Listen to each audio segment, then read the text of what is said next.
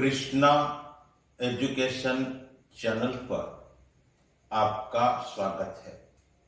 आज की वीडियो में हम भारत के पूर्व राष्ट्रपति डॉक्टर सर्वपल्ली राधाकृष्णन के बारे में संक्षिप्त में और महत्वपूर्ण जानकारी प्राप्त करेंगे। तो शुरू करते हैं वीडियो को।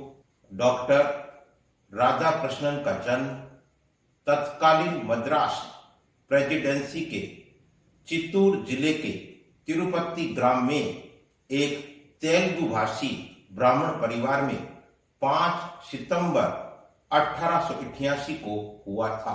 उनके पिता का नाम सर्वपल्ली रामास्वामी और माता का नाम सीता झा था। उनके 4 भाई और 1 बहन थी।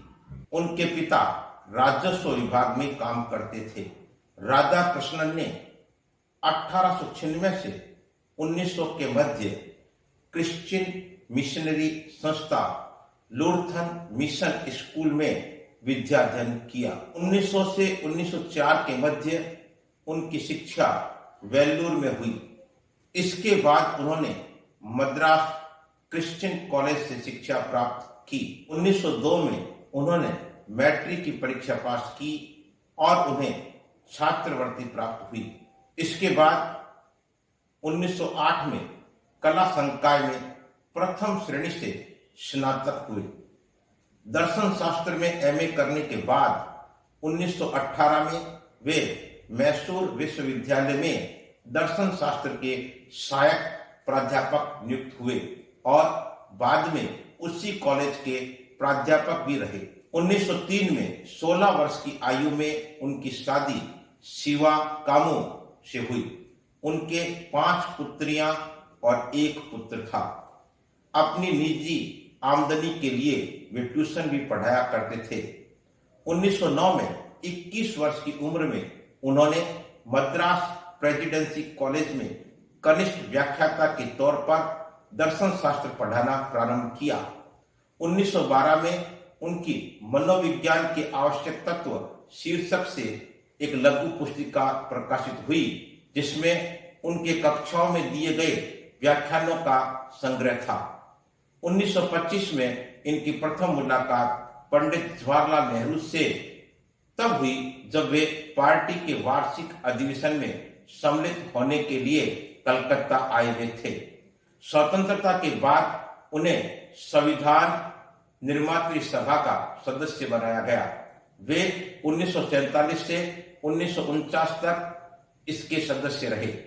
जवाहरलाल नेहरू ये चाहते थे कि उनके संभाषण और वक्तृत्व प्रतिभा का उपयोग 14-15 अगस्त 1947 को रात्रि को उस समय किया जाए जब संविधान सभा का ऐतिहासिक सत्र आयोजित हो। उनको निर्देश दिया गया कि उनका संबोधन रात्रि को ठीक 12 बजे समाप्त हो और उन्होंने वैसा ही किया, क्योंकि उसके बाद ही नेहरू जी के नेतृत्व में संवैधानिक संसद द्वारा शपथ ली जानी थी।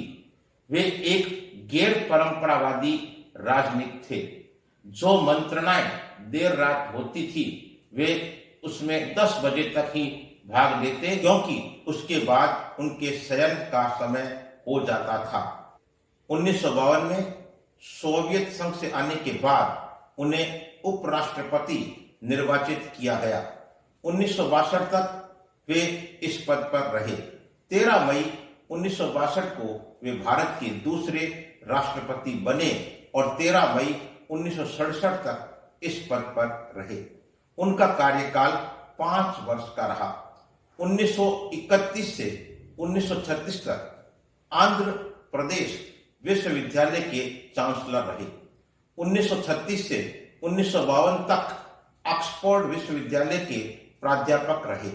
1937 से 1941 तक कलकत्ता विश्वविद्यालय के अंतर्गत आने वाले जॉर्ज पंचम कॉलेज के प्रोफेसर रहे। 1939 से 1940 तक काशी विश्वविद्यालय में चांसलर रहे।